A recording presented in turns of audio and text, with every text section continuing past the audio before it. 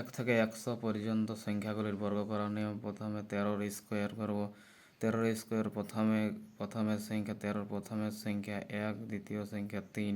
তাহলে 1 আর 3-এর মাঝখানে একটা দাগ টানবো প্রথমে।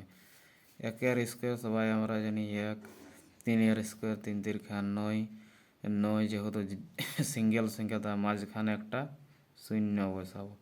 এবার 1, 3, 2 এগুলো সরাসরি গুণ করব। 1 গুণিত 2 গুণিত 3, 3 দুগুণে 6, 6 1-কে 6।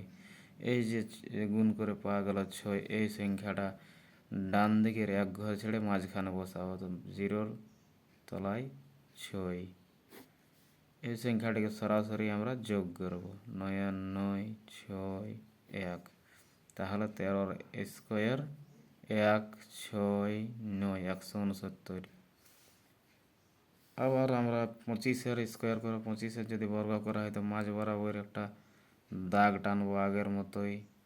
2-এর স্কোয়ার আমরা সবাই জানি 2 দুগুণে 4, 5-এর স্কোয়ার 5 5-এ 25।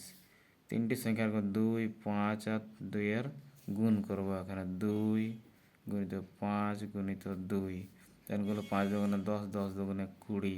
এই 20 সংখ্যাটিকে আমি ডান দিক থেকে এক ঘর বাদ দিয়ে আমি 20 সংখ্যাটিকে লিখব।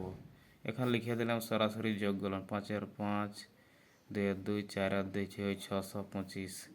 25-এর স্কোয়ার 625। এরপরের সংখ্যা 85 বর্গ করে 85 বর্গ, মাঝখানে 8 আর 5-এর মাঝখানে একটি দাগ টানলাম।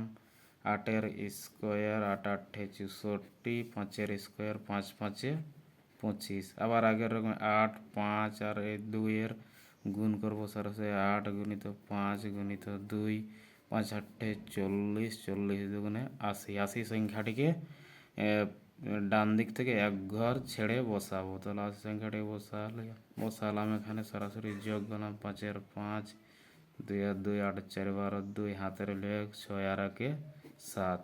তাহলে 85-এর স্কোয়ার 7225। চাইলে তোমরা ক্যালকুলেটার গুণ করে দেখতে পারো। এইভাবে আমাদের এখানে 1 থেকে 100 পর্যন্ত যে কোনো সংখ্যার বর্গ করা যায়।